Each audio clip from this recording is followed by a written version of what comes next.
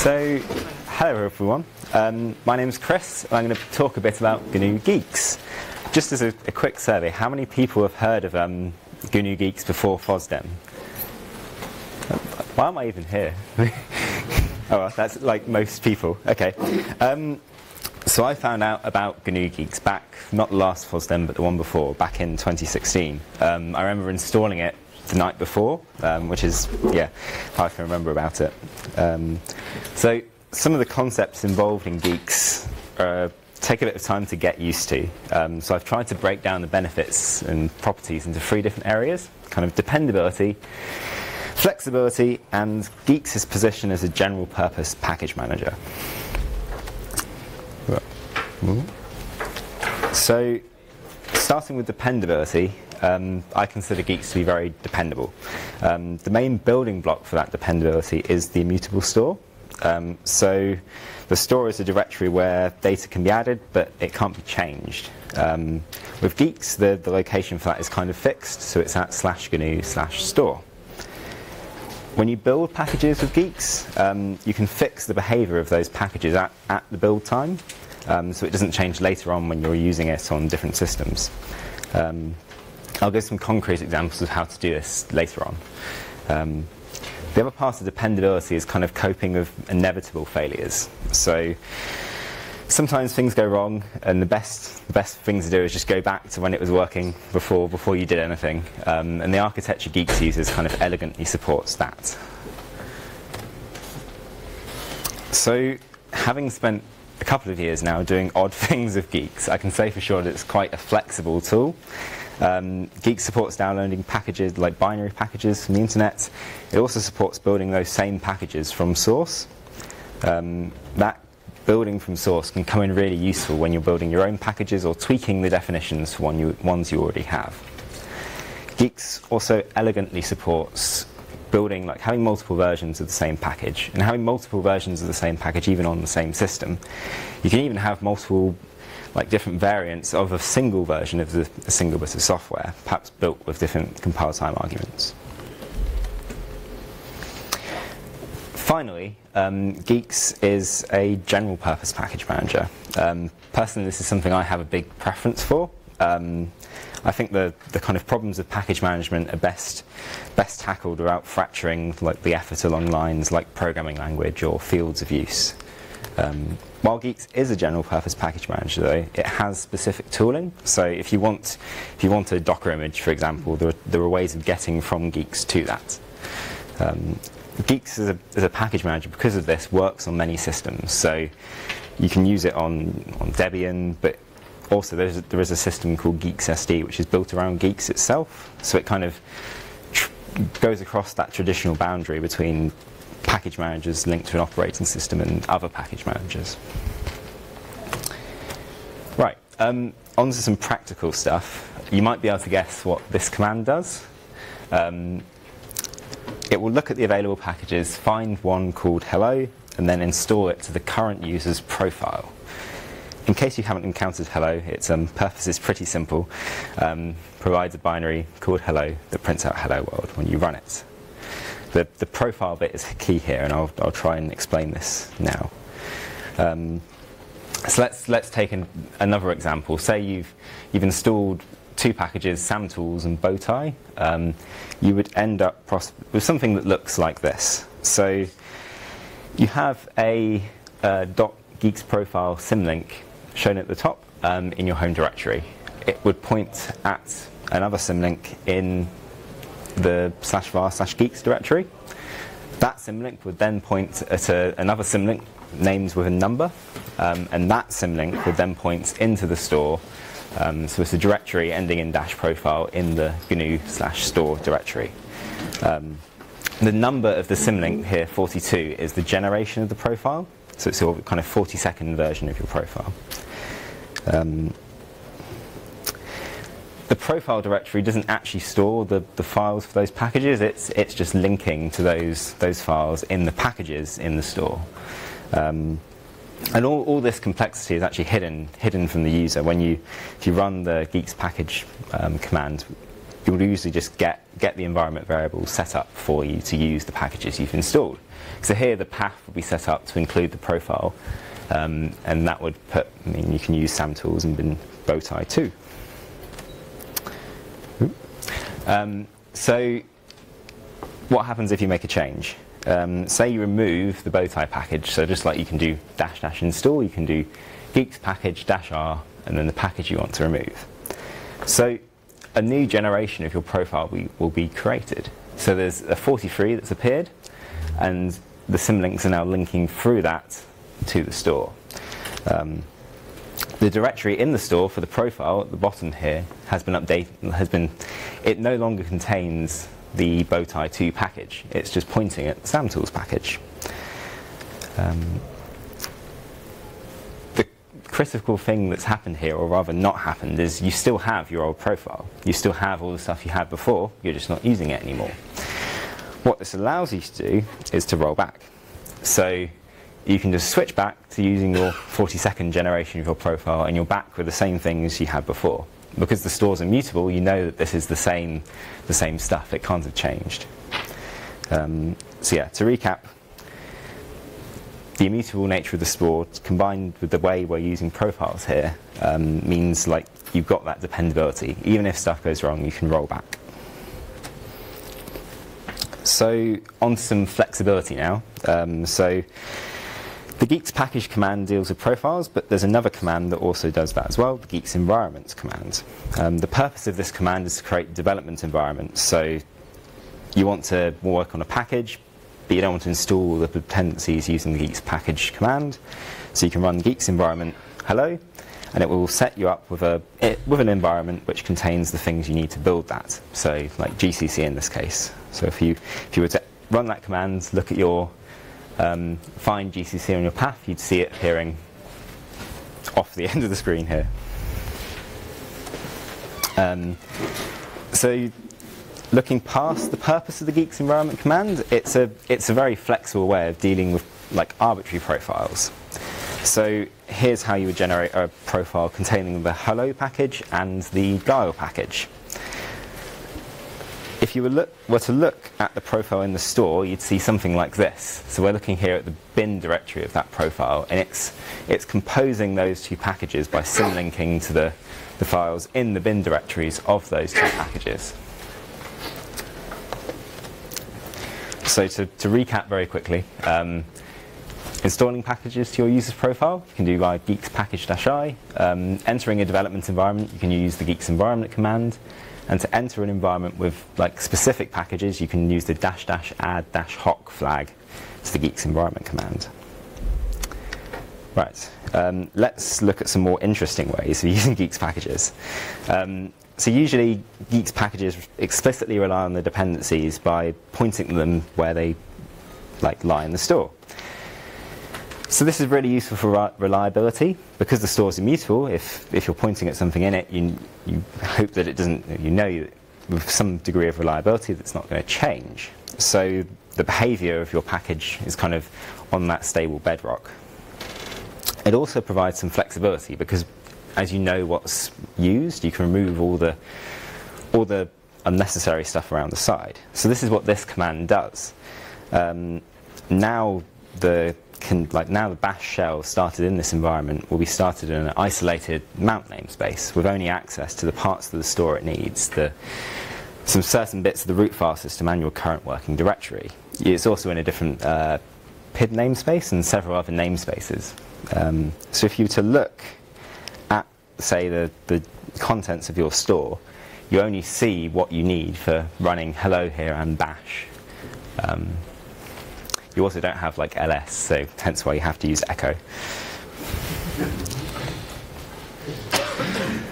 So note here that I'm not talking about kind of containers I am talking about containers in the sense of just Linux namespaces. So like somehow the term containers has kind of been conflated with managing state and package management. So Guix you've got some separation between these two concepts. You've got the information about what's using what at the package manager level, and that enables you to kind of add on some container stuff on top. So this is another way of looking at that information. So here's a graph generated with Guix for the hello package. It shows the references of that package and the things that you're referencing, their references as well. So this, along with another command called Guix size, can be really useful in understanding kind of what this graph looks like in the store. So this, if you actually look at what those references mean, one of the references that the hello package has is in the way the binary is linking to the shared libraries it uses. So you might not be able to read this very well because the text is quite small. But on the left here we have calling the LDD command on the hello binary in the store. And it's printing out these long paths to show which shared libraries it's referencing. And it's referencing them by their absolute location in the store.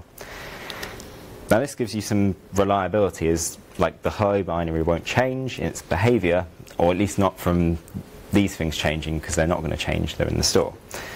So this is a concrete example of how you fix the behaviour of a program at build time. So you build it to use these exact shared libraries, and then that won't change even if you deploy it to a different system. One thing, so this you might know of static linking and dynamic linking. I mean, this is a kind of like hybrid approach where you're doing dynamic linking, but you're getting some of the benefits, some of the stability from static linking. It's quite cool. So back to some flexibility. So we looked at Guix package -- install. You can tell it to use a different profile. So say if having one profile per user, which is how Guix works by default, isn't enough, you can have arbitrary numbers of profiles. What that will do is it will create some symlinks where you put the profile, so here in the current directory, that point to the relevant bits in the store. Another neat way that I've come to use Guix is to integrate it with a program called direnv. So direnv is a completely different thing. It's an environment switcher for your shell.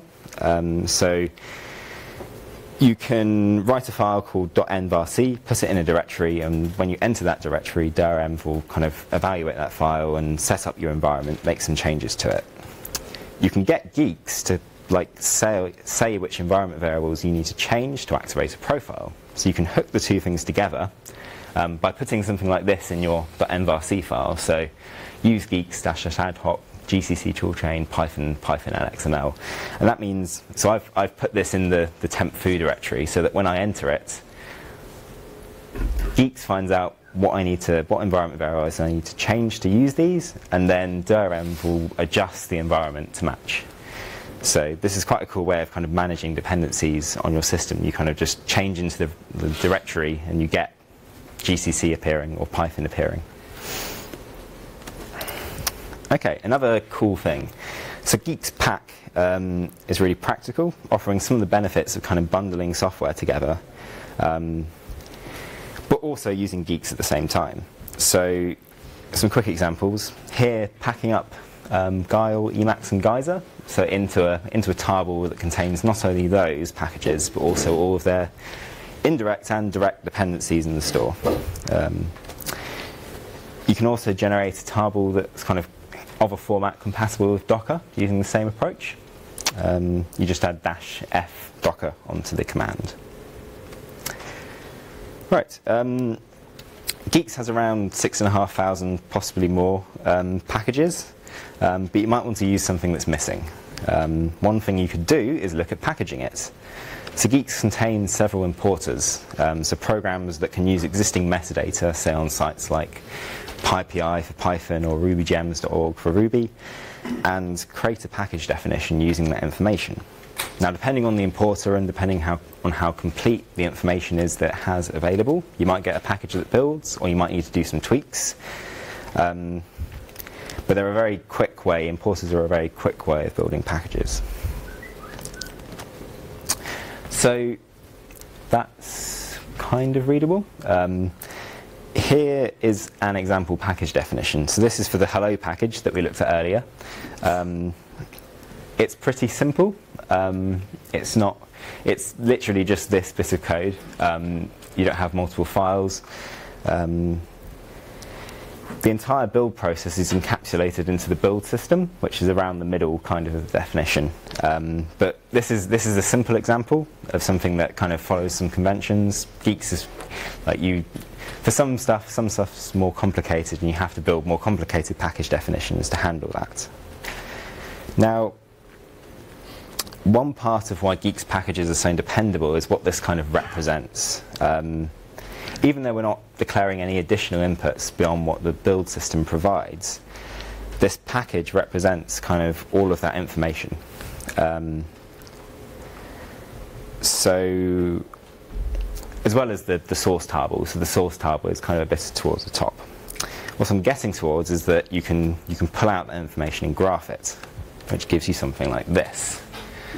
So, this is a representation of that package. Here we're graphing the derivations for the package. I don't expect you to read this, but I've coloured some of the parts differently.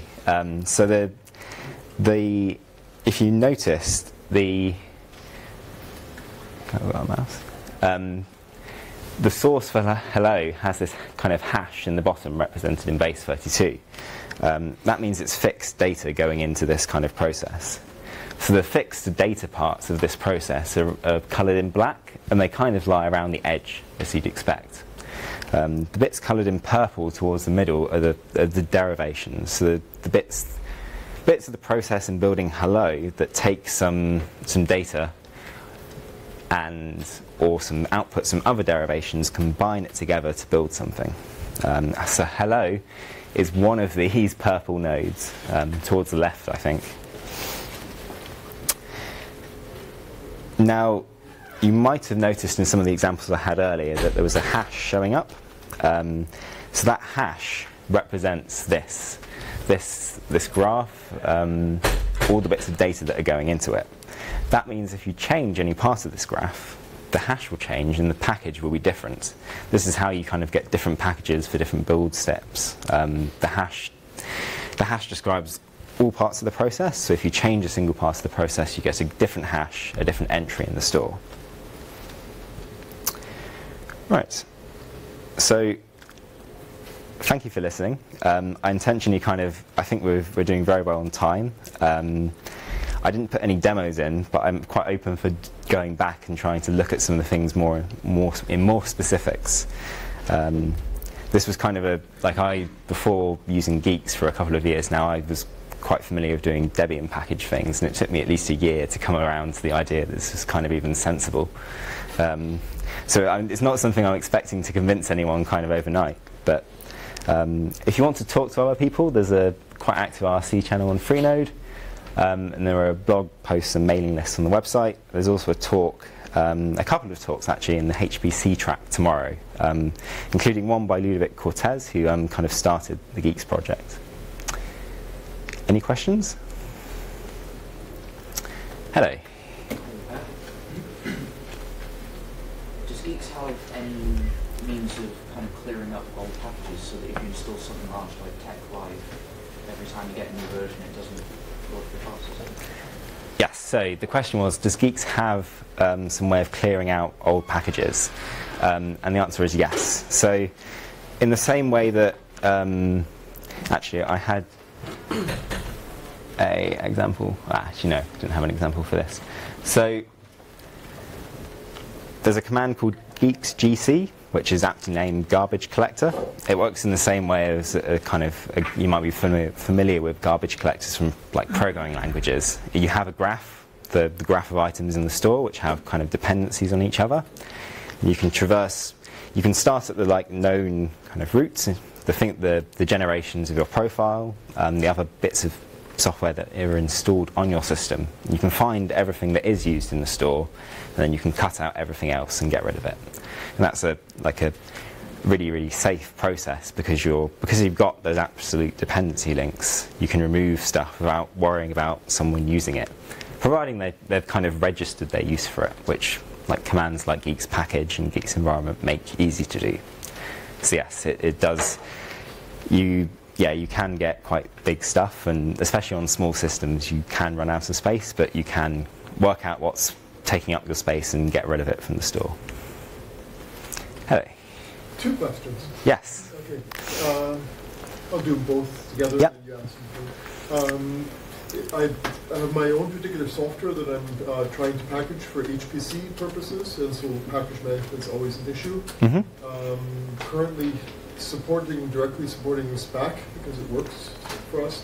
Easy build is a bit of an issue still, but what I want to be able to do is to build my version of software with different variants. To be able to build a version which has, say, 32-bit labels, integers, 64-bit floats, or 32-bit floats, with a particular version of Boost, with a different version of Seagull, with an older version of Flex, and have like 6 different combinations coexisting to be able to swap them. Yeah.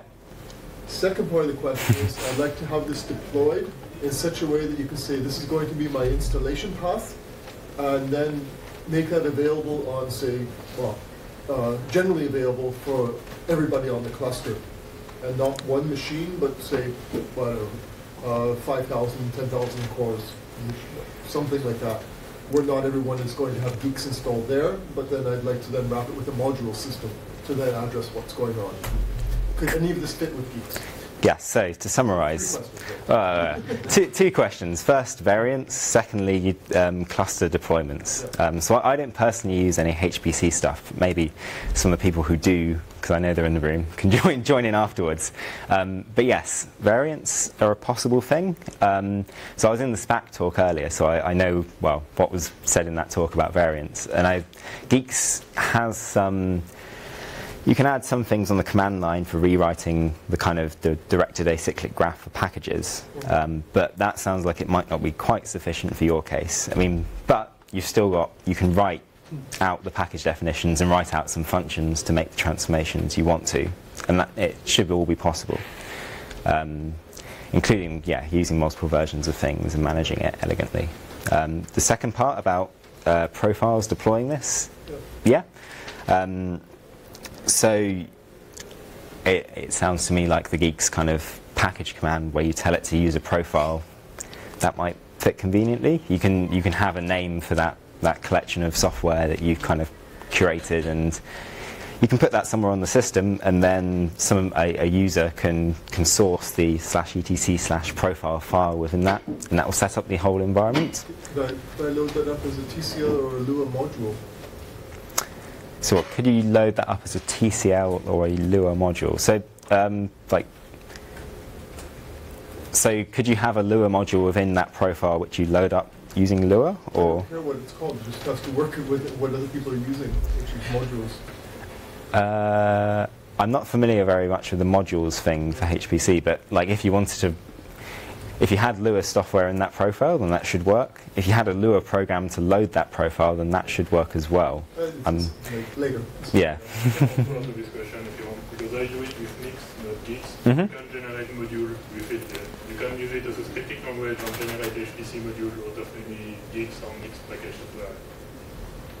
Cool. So I'll repeat your answer. I think that was someone uses Nix, which is very similar to Guix, and it's possible with Nix. So yes.